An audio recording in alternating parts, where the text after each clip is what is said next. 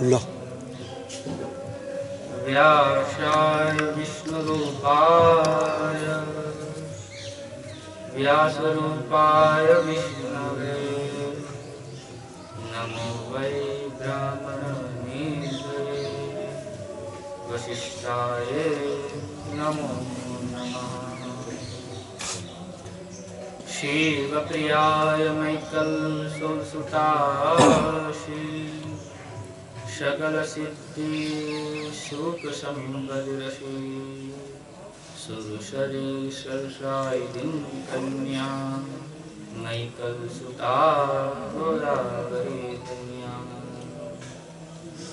नमः पुण्यजले आद्ये नमः सागरगामिने नमस्तुते ऋषिगणे शङ्करदेवहरिस्त्रिते।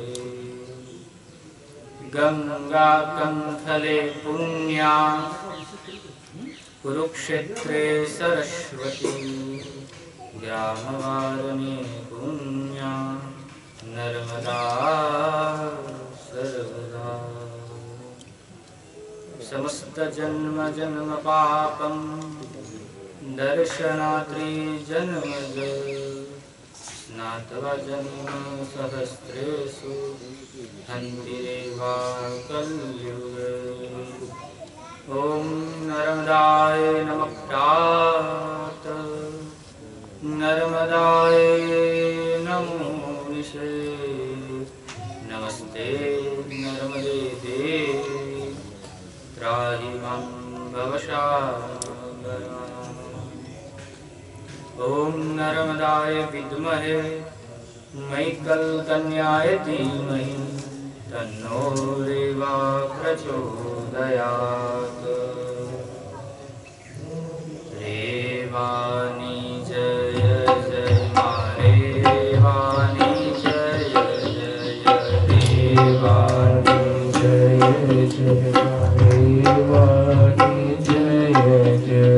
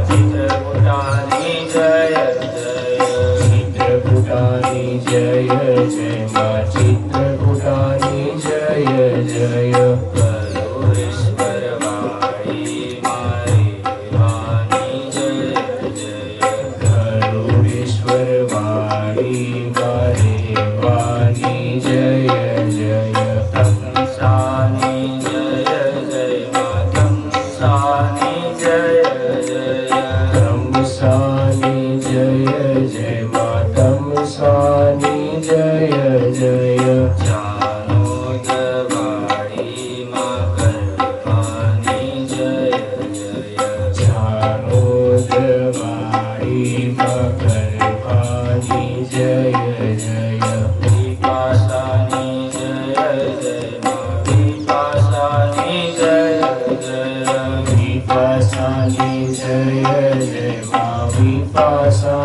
जय जय भरूचवाणी यमुनानी जय जय भरूचवाणी यमुनानी जय जय चित्रबलानी जय जय चित्रबलानी जय जय चित्रकलानी जय जय माँ चित्रकलानी जय जय नारेश्वरवाणी माँ रंजनानी जय जय नारेश्वरवाणी माँ रंजनानी जय जय देवानी जय जय देवानी जय जय देवानी जय जय देवानी जय जय रत्ना सागर वाणी माँ भानुवाहिनी जय जय रत्ना सागर वाणी माँ भानुवाहिनी जय जय नर्मदे मात की जय। मारा माता पिताना चरणों कोटि कोटि वंदन, मारा गुरुदेवना चरणों कोटि कोटि वंदन। माँ नर्मदाजीનું જે જલ તત્વ વહી રહ્યું છે એ જલ તત્વના ચરણોમાં કોટી કોટી વંદન। माँ नर्मदा मैयाના કિનારે જે સાધુ સંતો રહે છે સાધુ સંતોના ચરણોમાં કોટી કોટી વંદન। माँ नर्मदाजीને જે પરિક્રમા કરે છે પરિક્રમાશીઓના ચરણોમાં કોટી કોટી વંદન। કપિલેશ્વર મહાદેવ की जय, मार्कंडेश्वर महादेव की जय, मुक्तेश्वर महादेव की जय, पिंगलेश्वर महादेव की जय, एकनाथजी महादेव की जय, कात्यायनी मात की जय, अम्बा मात की जय, महाकाली मात की जय। रे से बोलो नमः पार्वती पते हर हर महादेव। आनंदी मात की जय।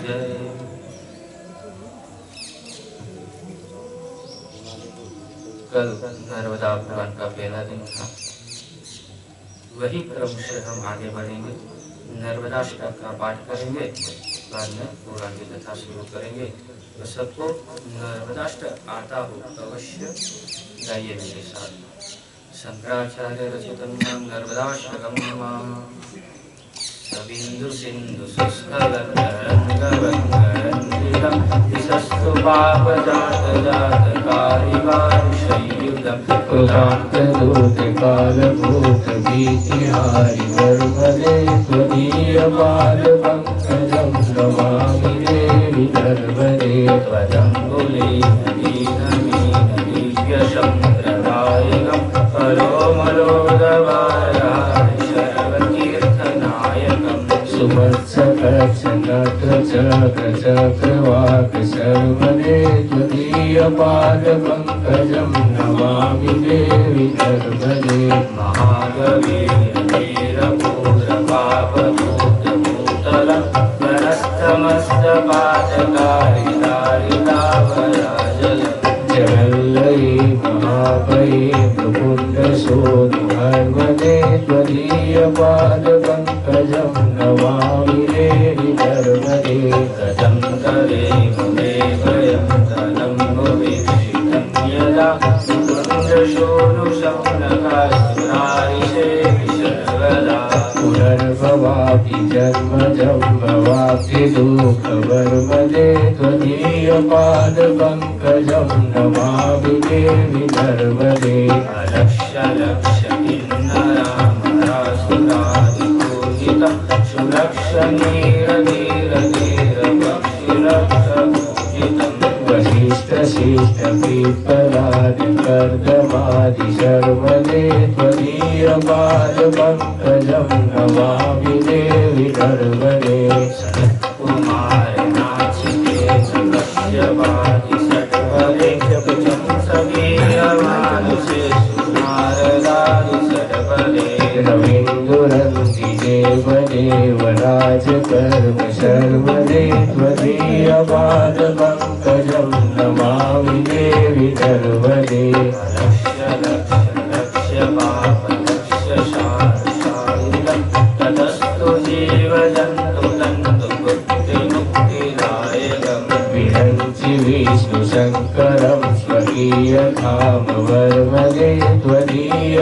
पाद पंकजं नमामि देवी नर्मदे। अमृतं सरस्वतं महेशते किरातशूरगाढवेश पंडिते सखे नटे। दुरंत पाप तापहारि सर्वजन्तु सर्वदे त्वदीय पाद पंकजं नमामि देवी नर्मदे। निरन्तु नर्मदाष्टकं त्रिकालमेव ये सदा पठन्ति ते निरन्तरं नयन्ति दुर्गतिं तदा। सुलभ्यदेव दुर्लभं महेशधाम गौरवं पुनर्भवादरानवेति लोकयन्ति रौरवं त्वदीय पाद पंकजं नमामि देवी नर्मदे। शंकराचार्य नर्मदाष्टकं संपूर्णं। बोले नर्मदे माता की जय। सबने नर्मदे हर। कल हमने जहाँ पुराण की समाप्ति की वहीं से आगे बढ़ेंगे। कहा गया है कि जन्मेजय की यज्ञोपवीत संस्कार हो रही थी।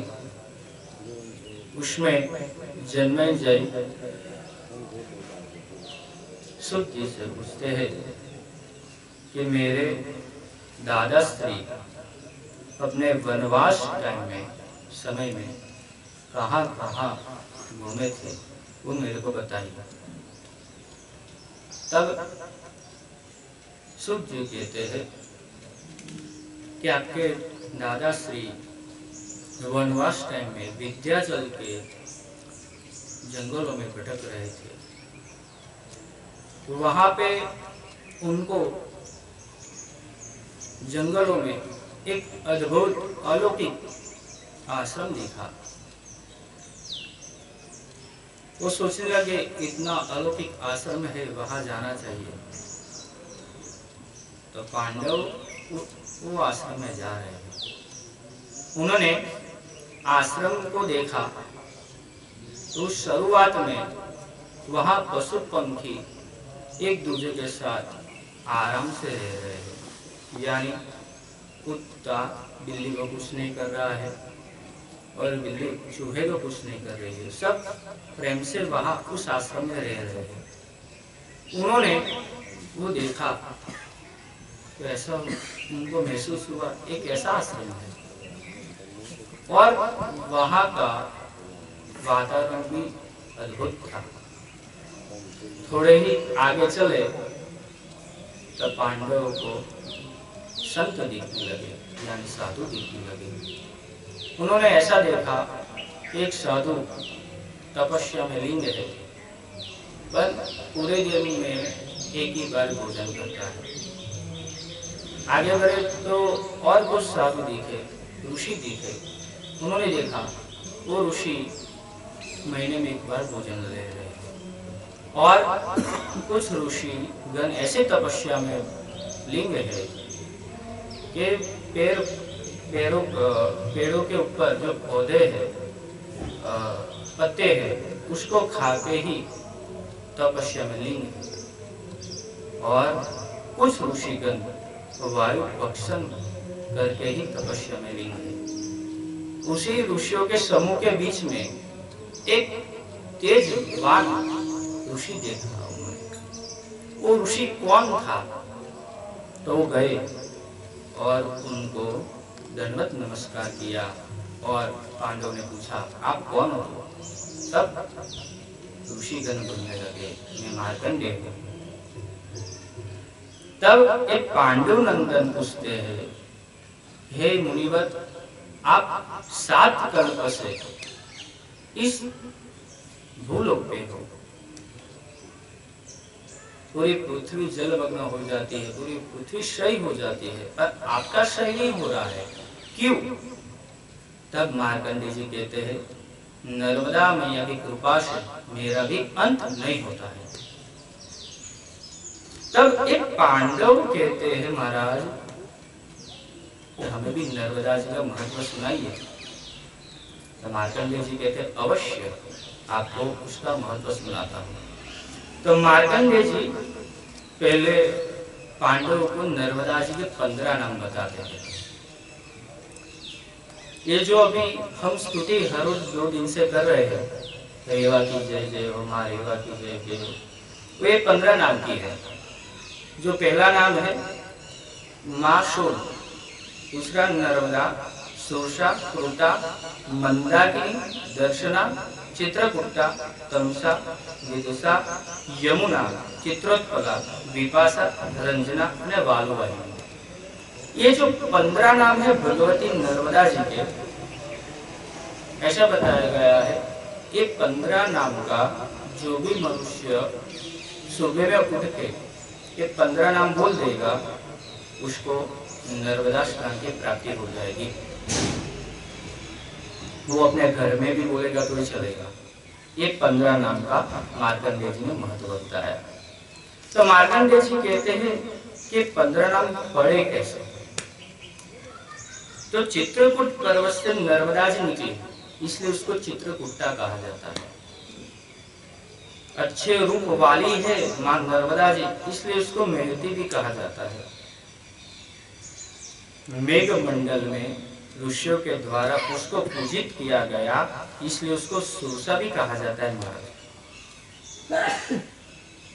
समस्त मनुष्य संसार में डूबा है, उसके ऊपर भी नर्मदा जी कृपा कर रही है, इसलिए उसको कृपा भी कहा गया है।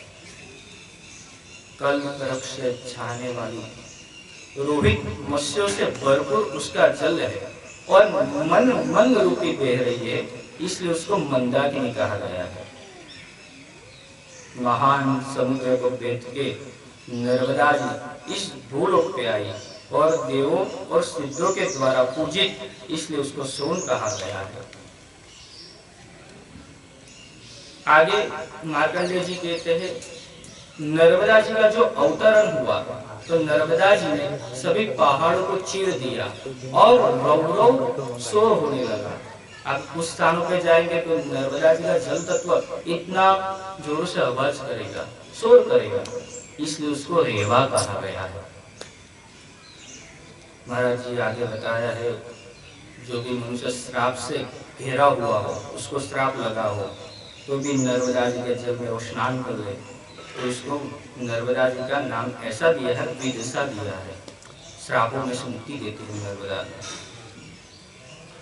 कहा गया है विमल जड़ वाली है नर्मदा जी, चंद्र जैसा उसका तेज है और इसलिए उसको कहा गया है यमुना। सूर्य के किरणों जैसी उसका प्रभाव है, समस्त विश्व को आनंद दे रही है, इसलिए उसको गर्भा भी कहा जाता है। रंजन धातु से शोभित, इसलिए उसको रंजना कहा गया है। और आखिरी नाम है वालुवाहिनी। कहा गया ये वालुवाहिनी जो है, आप अभी यहाँ आनंदी मैया आश्रम में रुके हो तो मैया का जो जल तत्व बह रहा है ना, वो आप देख सकते हो, पर वो जल तत्व वायु के समान भी बह रहा है। वो हमारा दिव्य चक्षु नहीं है इसलिए नहीं दिखता है, पर वायु के समान भी बह रहा है महाराज। तो कुछ परिक्रमवासी यानी कोई भी मनुष्य नर्मदा जी के तट पे चलता है और कहा गया सूर्य का जो किरण है नर्मदा जी के जल में गिरता है, उससे बात बनती है और वही बात हमारे शरीर में जाती है तो हमारे पाँव जो दुखने लगते हैं ना, दुखना बंद हो जाते हैं। इसलिए नर्मदा जी का नाम है वायुवाहिनी। अभी अपभ्रंश हो चुका है, इसलिए वायुवाहिनी कहा गया है। ये 15 नाम है, जो भी मनुष्य सुबह उठ के 15 नाम का पाठ कर लेगा उसको नर्मदा स्नान की प्राप्ति हो जाएगी। आगे मार्कंडेय जी कहते हैं कि कल्पों की कथा है नर्मदा जी की, इस कल्प की नहीं है नर्मदा जी, इस कल्पों की कथा है। सबने सुना है 7 कल्प से नर्मदा जी है, नहीं, इतने कल्प बीत गए। तो मार्कंडेय जी कहते हैं 21 कल्प बीत गए तब से भगवती नर्मदा जी, उसका कोई अंत नहीं है। और मैं 7 कल्प से नर्मदा मैया के साथ हूँ, मैं नहीं था, उसे 14 कल्प पहले भी नर्मदा जी थी। तो कहा गया महाराज एक कल्पों की नर्मदा जी कथा है। तो कौन कौन से कल्प है जो मार्कंडेय जी कहते हैं? पहला कपिल कल्प है, प्रजापत्य, ब्रह्म, सौम्य, साम्य, बृहस्पत्य, प्रभास, महेंद्र, अग्नि, जैन, मरुत, वैष्णव, बहुरूप, ज्योतिष, नायु, कूर्म, बग, मत्स्य, पद्म, वरा, ये 21 कल्प है। अभी जो कल्प चल रहा है वो कौन सा चल रहा है? वरा कल्प। पर हम संकल्प करते हैं ना, उसमें सुना हो आपने, तो महाराज जी क्या कहते हैं? अष्टवतमे कलयुगे कलिगे प्रथम जन्म। आप तो यही जानते हो कि प्रथम कली काल का चरण चल रहा है, पर नहीं महाराज, 28वां कल्प चल रहा है। तब से भगवती का जल ऐसे ही बह रहा है, उसका अंत नहीं है। सभी नदियां अंत हो जाती है, उसका क्षीण हो जाता है, पर भगवती का क्षीण नहीं हो रहा है। वो कहा गया है कल्पों की कथा में नर्मदा जी का ऐसा महत्व बताया महाराज कि एक कल्प में तो नर्मदा जी ने पूरे विश्व को जलमग्न कर दिया था अपने ही जल से। तो कल्प को बता है भक्त कल्प कहा गया है। अभी नर्मदा परिक्रमा आप करते हो, उसमें बकावा गांव आता है, उसमें शिवालय ज्यादा मिलते हैं।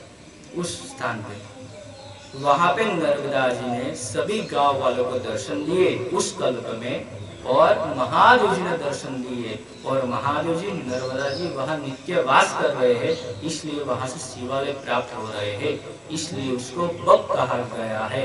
पर अभी उसको बकाव बकाव करते हैं। महाराज जी ये भगवती की कथा ऐसी है कि कल्पों की कथा है। हर एक कल्प में नर्मदा जी ने अलग अलग पर्वतों से उसका प्रादुर्भाव हुआ है। पर मार्कंडेय जी कहते हैं मैं 7 कल्प से नर्मदा जी के साथ हूँ, अभी तक मैंने नर्मदा स्नान नहीं किया है। ये कथा कल्पों की है। ये नर्मदा जी का महत्व आपको सुनना हो तो एक नर्मदा पुराण में नहीं मिलेगा महाराज, ये सभी पुराण पढ़ने पड़ते हैं। तो मार्कंडेय जी ने बताया कि नर्मदा जी मेरे को दर्शन दे रही है, हे मुनिवर तू मेरे में स्नान क्यों नहीं कर रहा है? सभी लोग स्नान कर रहे हैं, सभी ऋषिगण स्नान कर रहे हैं, सप्त ऋषि स्नान कर रहे हैं, तू मेरे में स्नान क्यों नहीं कर रहा है?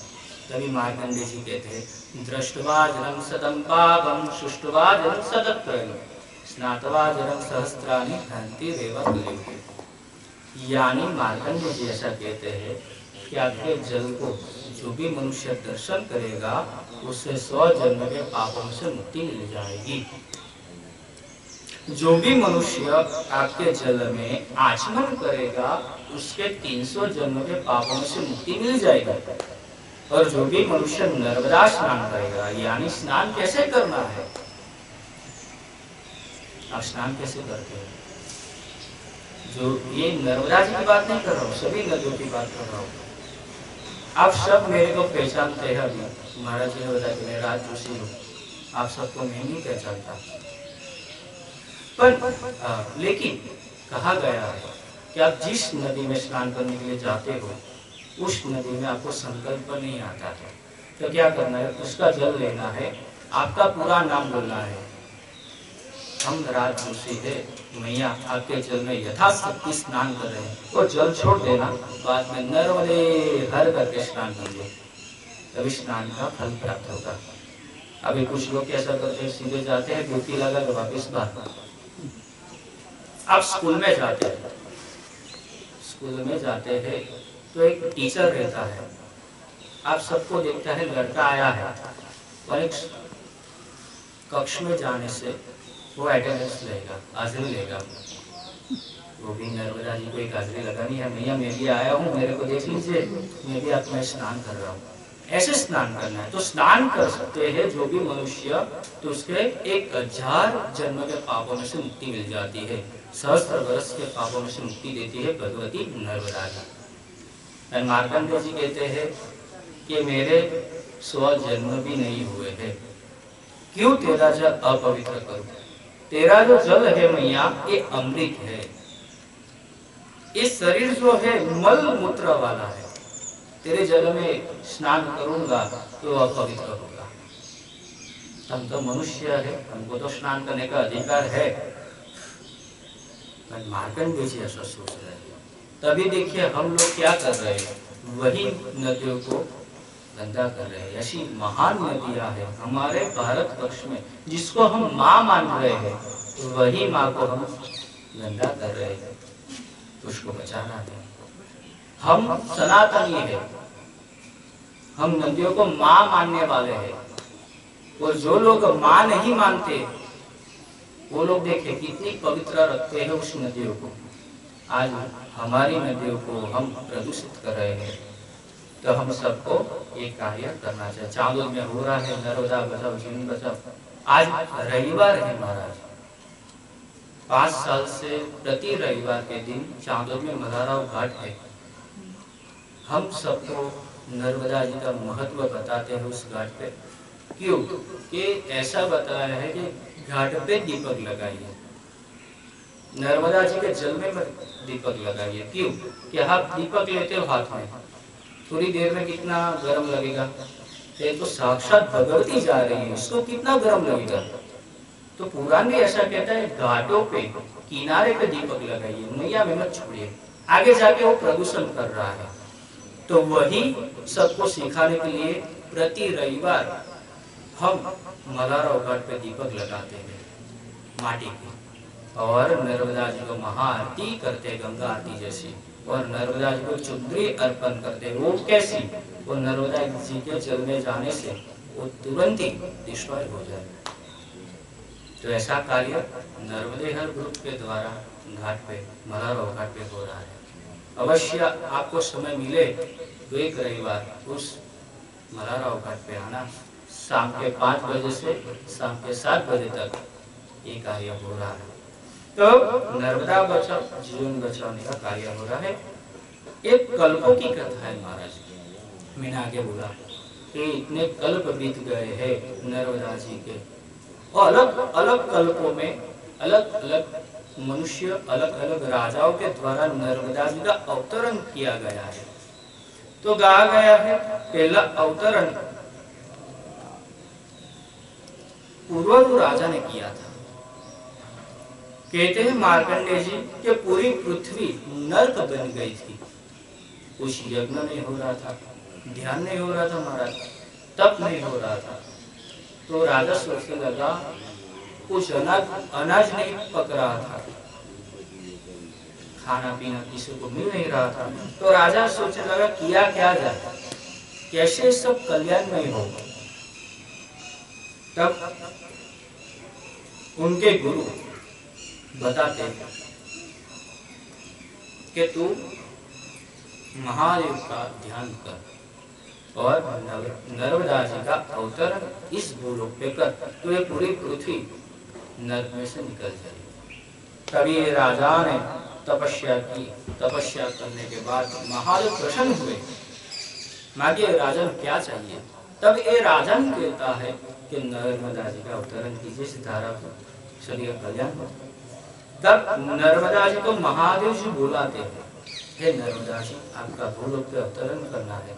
तब नर्मदा जी कहती है मेरा जो जल है प्रचंड वेग वाला है, इस भूलोक पे आएगा तो पूरा भूलोक पानी पानी जलमग्न हो जाएगा। तो किया क्या जाए? तो सभी पर्वतों को बुलाया गया, उसमें पर्यन पर्वत था। उन्होंने बताया कि मैं नर्मदा जी का भार झेलूंगा। तब नर्मदा जी का अवतरण हुआ तो सभी पृथ्वी का कल्याण हुआ। ये पूर्व राजा की कथा है। आगे दूसरे कल्प में हिरण्यतेजा ने तपस्या की, अपने पितरों का मोक्षार्थ के लिए उन्हें तपस्या की 14,000 वर्ष तक। तब महादेव दर्शन दिए, और दर्शन दिए तब बोले हिरण्यतेजा कि नर्मदा जी का अवतरण करना है, हमारे पितरों का मोक्ष हो जाए। तब फिर से पर्वतों को बुलाया और उसमें विंध्याचल पर्वत ने तैयारी बताई और नर्मदा जी का अवतरण हुआ। इससे उसके पितरों का, हिरण्यतेजा के पितरों का मोक्ष हो गया। ऐसी कथा है। आगे तीसरे कल्प में पुरकुश राजा ने नर्मदा जी का अवतरण किया। पुरकुश राजा कहा गया है कि पूरी पृथ्वी फिर से नर्क जैसी बन गई थी। अनाज नहीं पक रहा था, कुछ अच्छा नहीं हो रहा था।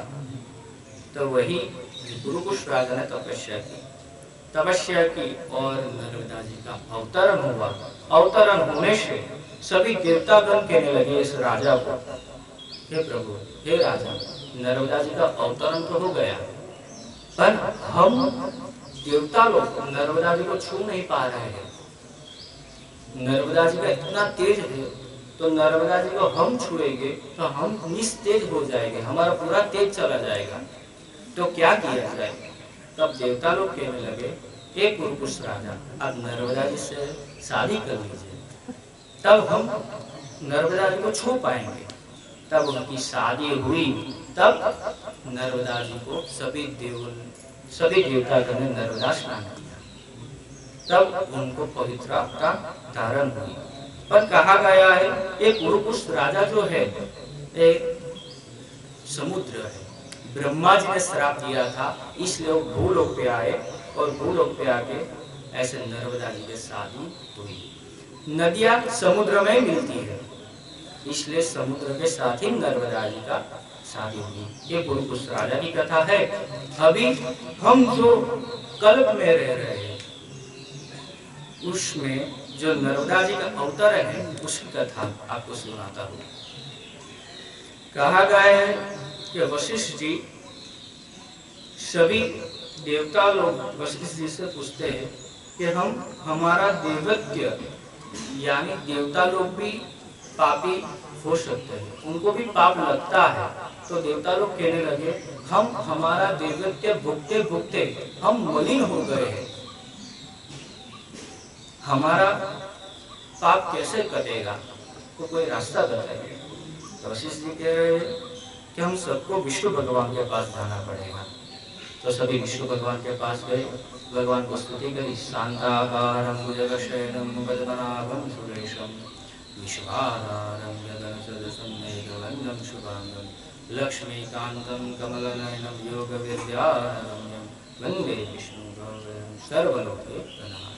भगवान अंतर ध्यान हुए, सभी देवताओं को देखा और देवताओं को पूछने लगे, हे प्रभु, सभी देवता लोग पूछने लगे, हे प्रभु, हम हमारा देवत्य भोगते भोगते मलिन हुए हैं, आप कुछ रास्ता दिखाइए, हमारे में कैसे पवित्रता है। तब भगवान कहते हैं, मेरे पास कोई रास्ता नहीं है, महादेव के पास जाना पड़ेगा। तो सभी विष्णु जी, सभी देवतागण मैकल पर्वत पे आते हैं, जहाँ महादेव तपस्या में लीन है। मैकल पर्वत पे आए और सभी देवता लोग और विष्णु जी महादेव की स्तुति करते हैं। ओम त्र्यंबकं जज्जामहे सुगंधिं पुष्टिवर्धनम् उर्वारुकं गन्धर्वाणां मृत्योर्मुक्षीयमामृतात्। महादेव अपनी समाधि से बाहर आए, सभी देवताओं को देखा, विष्णु जी को देखा और महादेव पूछने लगे, आप सभी यहाँ क्यों आए हो? वही प्रश्न वही कह रहे हैं कि हम हमारा देवत्य भोगते भोगते मलिन हो गए हैं, कुछ रास्ता दिखाए। तो महादेव वापिस अंतर्ध्यान हो गए, तपस्या में लीन। और कहा गया 10,000 वर्ष तक तपस्या की, सभी देवी देवता वहां पे ही मैकल पर्वत पे, अमरकंटक पे ही सभी।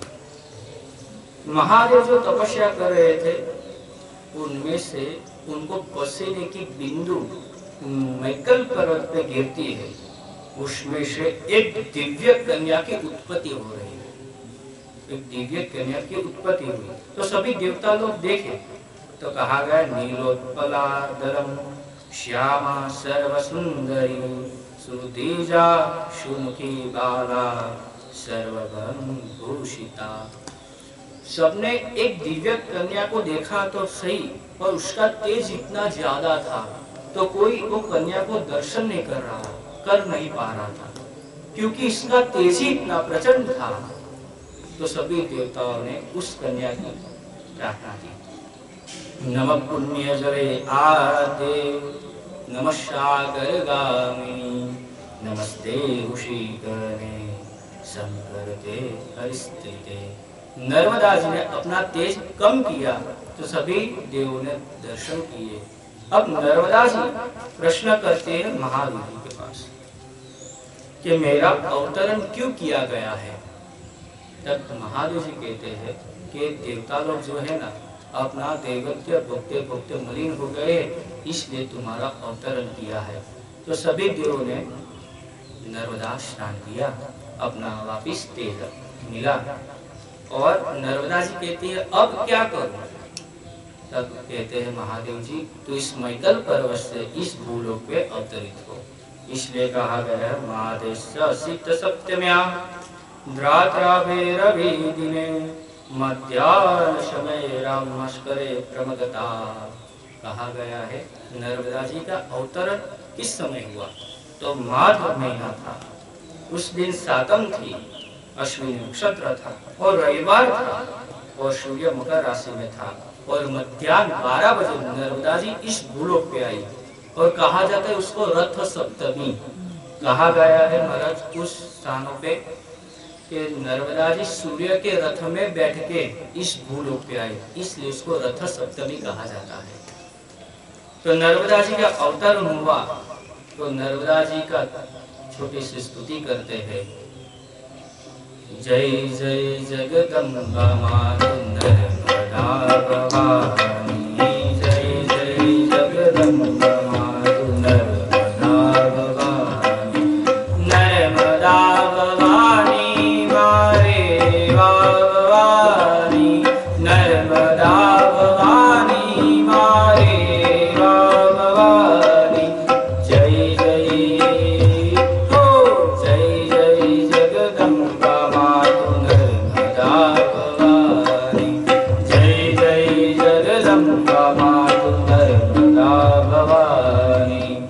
प्रेम से नर्मदे माते की जय।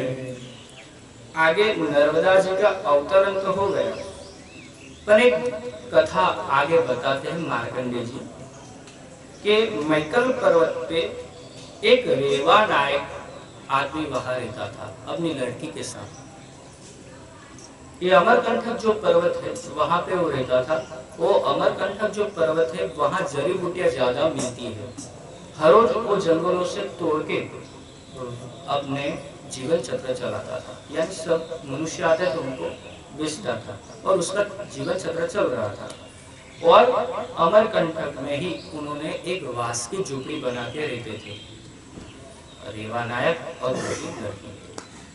एक दिन ऐसा बना हो रहा है कि मध्याह्न के समय ये रेवा नायक को भोजन यानी भूख लगती है, तो अपनी जो वास की कुटीर है उसमें रेवा नायक खाना भोजन बनाने के लिए जा रहा था और वास की कुटीर में गया तो पानी नहीं था, तो पानी के बिना भोजन नहीं बनता है।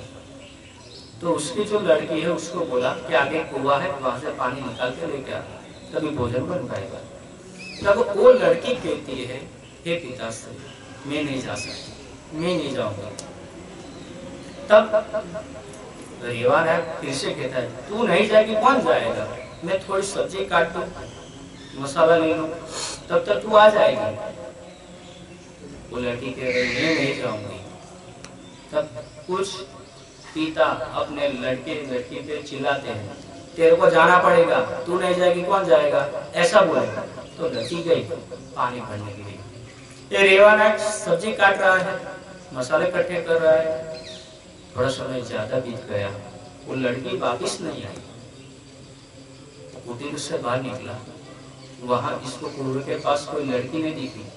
जैसे आगे निकला तो पूरा पानी पानी देखने को मिला, इतना जोरों से पानी चल रहा था, जल चल रहा था।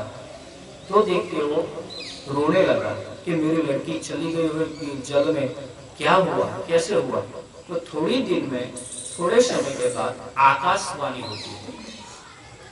आकाशवाणी हुई और रेवा नायक रोता रोता पूछता है मेरी लड़की कहाँ गई। तब वो आकाशवाणी में कहता है जो तेरी लड़की थी ना वही नर्मदा थी, तूने पानी बेचने को उसको पानी लेने को भेजा, वही जल तत्व बन गई, वही पानी के स्वरूप बहने लगी। तो रेवा नायक को कहा गया देवों ने कि जो तेरी वास की कुटीर है वो नर्मदा मंदिर बना दे। तो रेवा नायक कहने लगा मेरे पास तो पैसा ही नहीं है, कैसे बनाऊं? तब तेरी जो जड़ी बूटियां है ना वही सोना चांदी हो गई है, उसे बना दे। तो अभी जो अमरकंटक में हम जाते हैं वो मंदिर हम देखते हैं, वो रेवा नायक ने बनाया हुआ है मंदिर। हम जो कुंड देख रहे हैं उसमें नर्मदा जी की प्रतिमा है, वो अमरकंटक में जो मंदिर है वो रेवा नायक ने बनाया है। ये कथा नर्मदा पुराण में बताती है। आगे कहा गया है अमरकंटक जो पर्वत है उसको अमरकंटक क्यों कहा जाता है?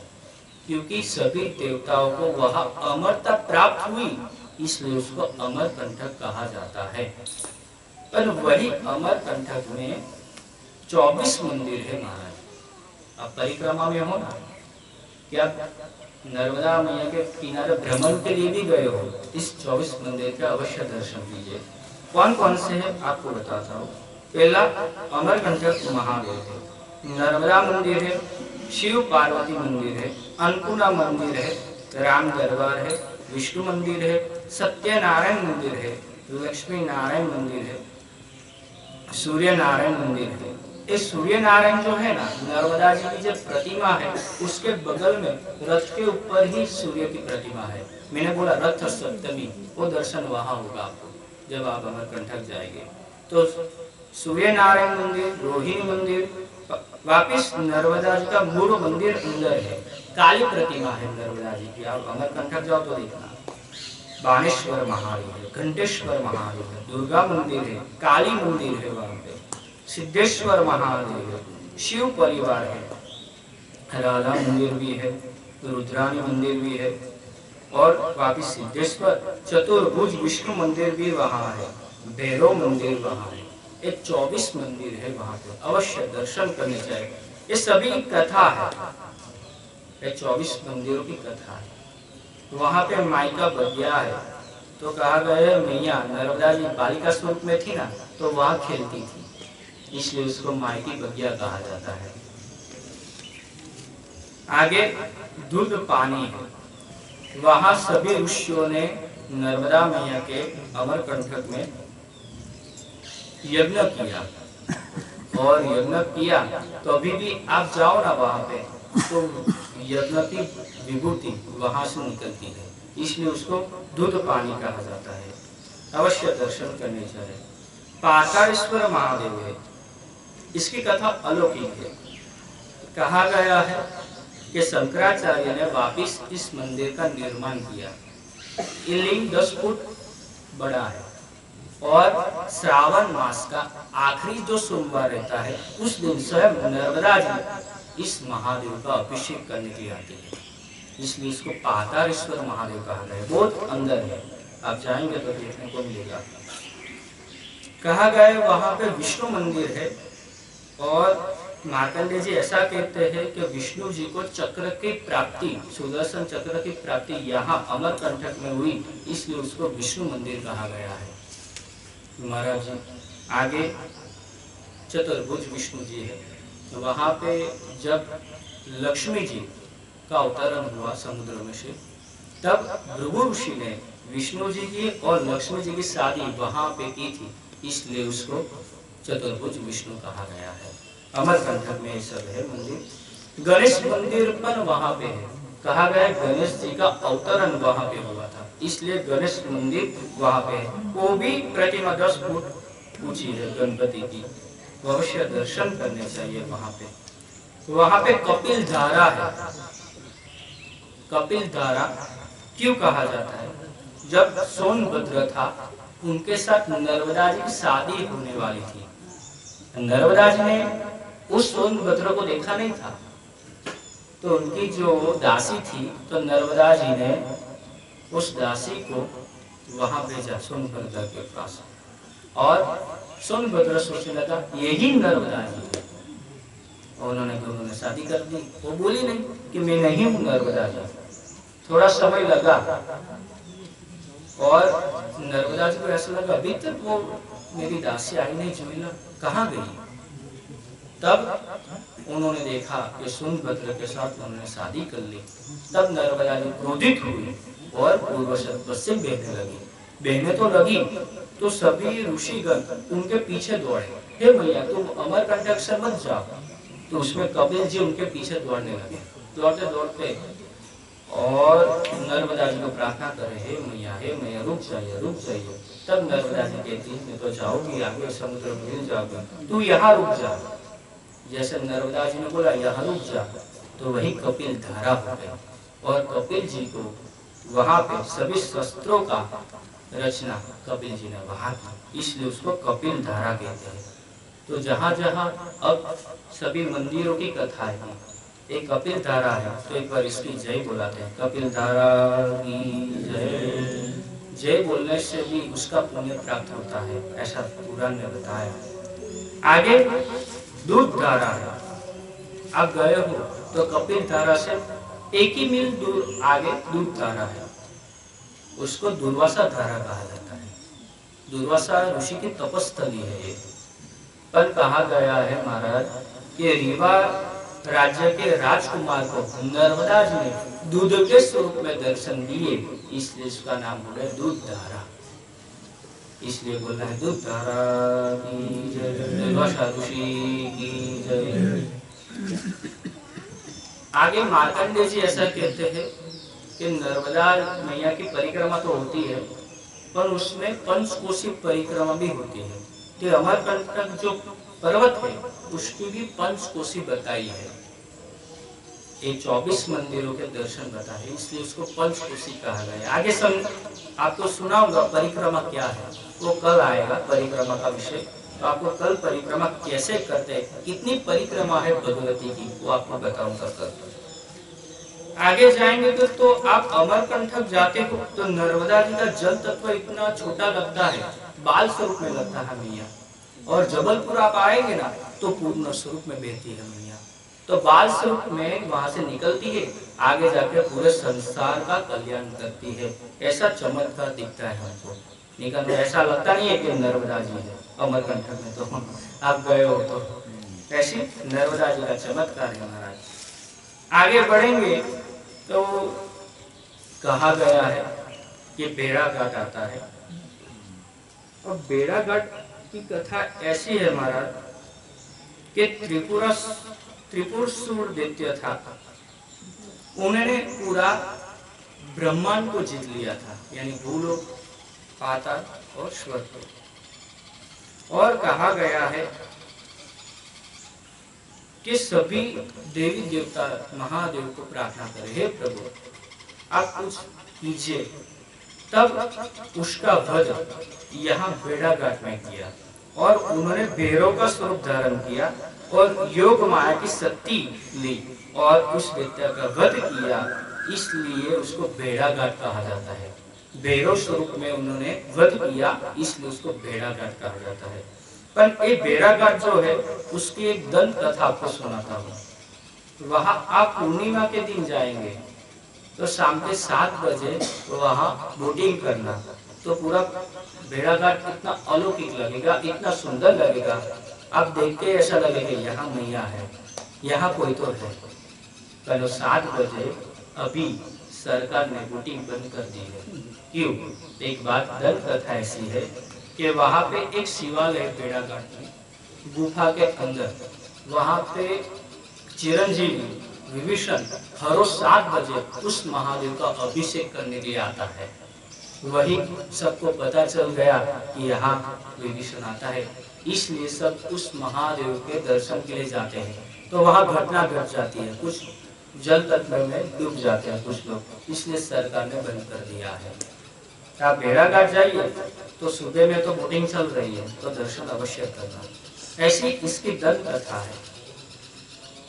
ये सभी नर्मदा मैया के किनारे का एक अलौकिक महत्व है।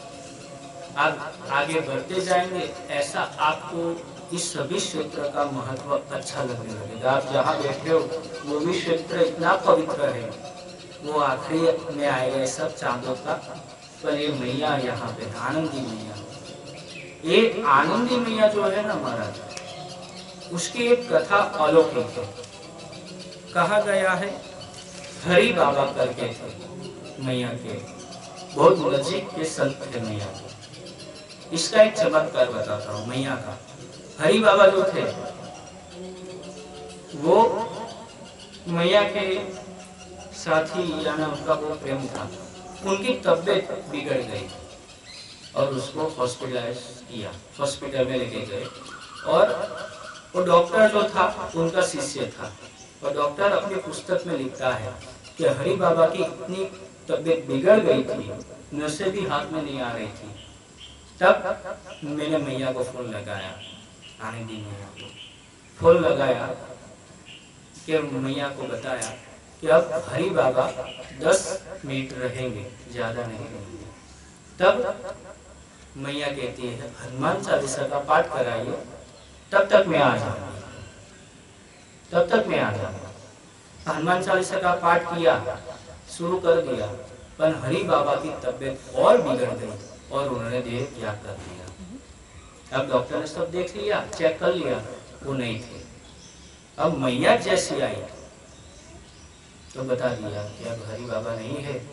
तब मैया कहती है ऐसा नहीं हो सकता, मेरे को मिले बिना नहीं जा सकता, अभी रुको मैं आती हूँ। उन्होंने जिस रूम में बाबा था उस रूम को बंद कर दिया और अंदर चले गए और हरि बाबा के साथ बातचीत की और तुरंत बाहर आए और डॉक्टर को बताया कि बाबा तो है, अभी तो मैं बात करके आई। तो डॉक्टर सोचने लगा ये कैसा है, मेरा डॉक्टरी डिग्री इसके सामने फीकी पड़ गई। उन्होंने देखा तो अवश्य हरि बाबा जीवित थे, जीवित तो थे। सबने नमस्कार किया, मैया का नमस्कार किया, ये मैया तेरा चमत्कार है। तो थोड़े समय डॉक्टर के पास हरि बाबा रहने लगे, उसके ट्रीटमेंट चली। और हरि बाबा 4 महीने के बाद कहते हैं अब मैं काशी जाना चाहता हूँ।